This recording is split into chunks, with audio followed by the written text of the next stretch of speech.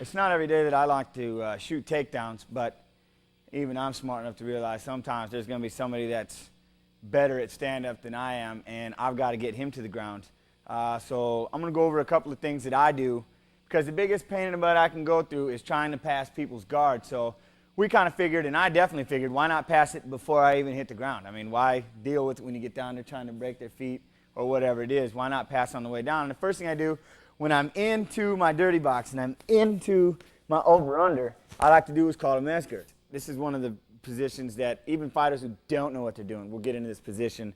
And you see a lot of ugly things happen. They're not trying to push or pull. They're not trying to set anything up. And the first thing that we like to do is I get this underhook here, and I'm working on his lat. I'm not so much trying to get up here.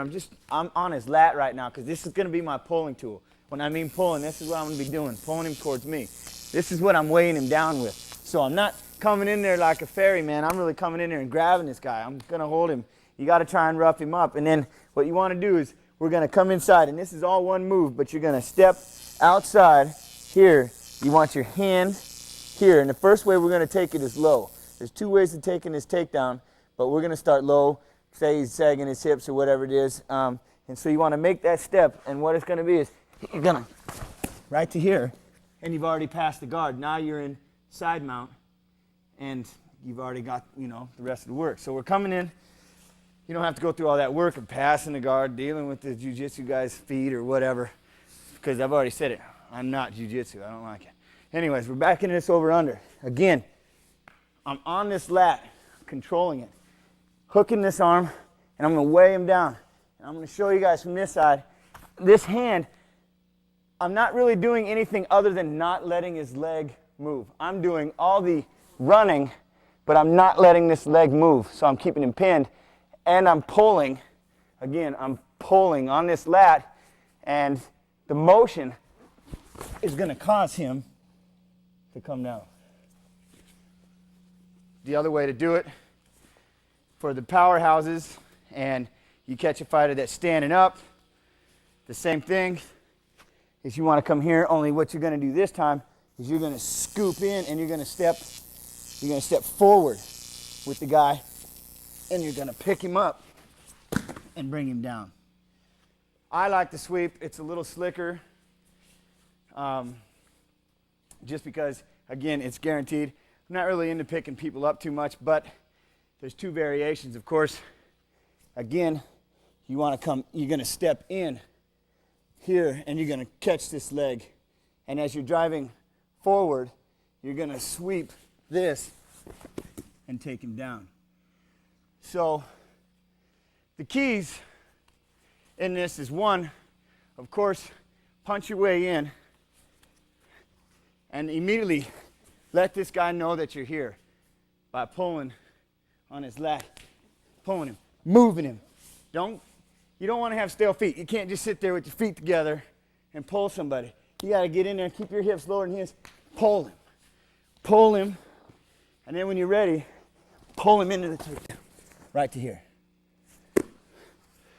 All right, with some help of my friends, Model 2551, we're going to go into some real time, show you guys what this looks like in a faster pace. Take it away.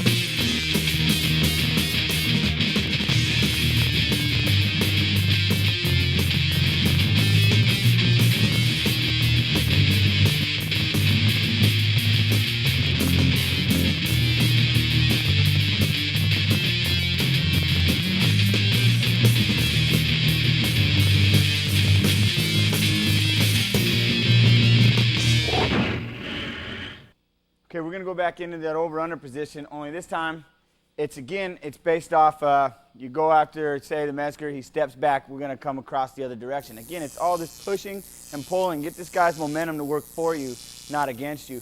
Now, one thing along the line, Tony and I were talking, when we're showing you these moves, it's so easy, especially with dirty box and things like that, it's so easy when you're at home and you're wondering to yourself, can I throw a knee before I do the takedown? Can I throw an elbow before I shoot that leg in? Yeah, of course. This is your rhythm. This is what you want to do.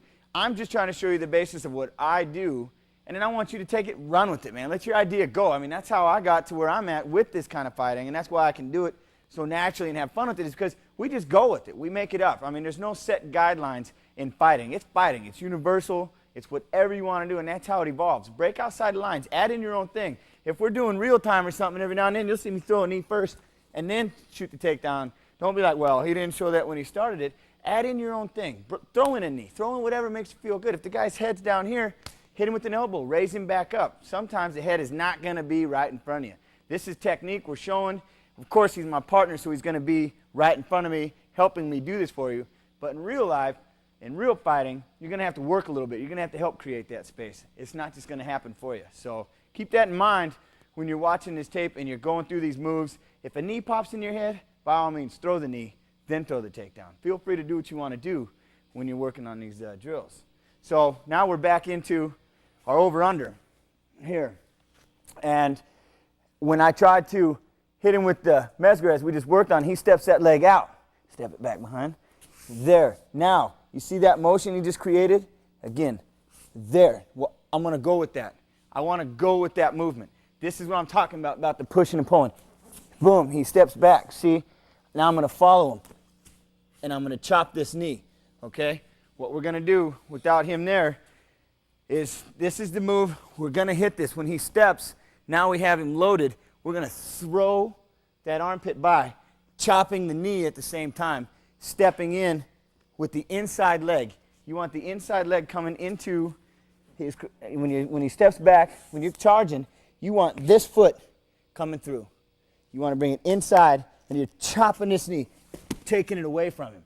Okay, so there's a lot of little steps that you need to look for. It's really easy once you start to get it and once you start to understand it. It's just from this side, it's almost like a windmill, like you're throwing him. You're just trying to throw him by, and you're keeping his knee. Instead of letting him step, you're just going to throw it by, and you're going to knock him over. It's kind of like you're bowling him over. You're coming through, scooping him up. You're actually doing this move. Looks funny, but it works. So this is one of my favorite takedowns. This is the one I do more than anything else. I like to give him a bump. Just slap his leg. Get him to step it back. And when he does, pass the guard on the way down. Again, don't have to deal with the jiu-jitsu guy's legs and trying to pass that guard. Pass it on the way down. So we'll do it again. It's fakes, setups, little bumps, the little things that make the difference between me and the guy I'm fighting. I'm trying to do him, maybe he's not. But again, we're here. I'm underneath. I got this lat, slapping a leg when he steps. Boom. I'm coming underneath, chopping that, holding this position. Of course, from there, square up, whatever it is you want to do. But one more time through. We're going to punch our way in here. Boom, tie it up. We're locking over the top. I'm going to bump. Now, when he does that, I'm going to step, and I'm going to chop, throwing this and throwing this arm by in the process, and step over. All right, we'll go into some real time so you can kind of see it happening a lot smoother kind of transition. Take it away, guys.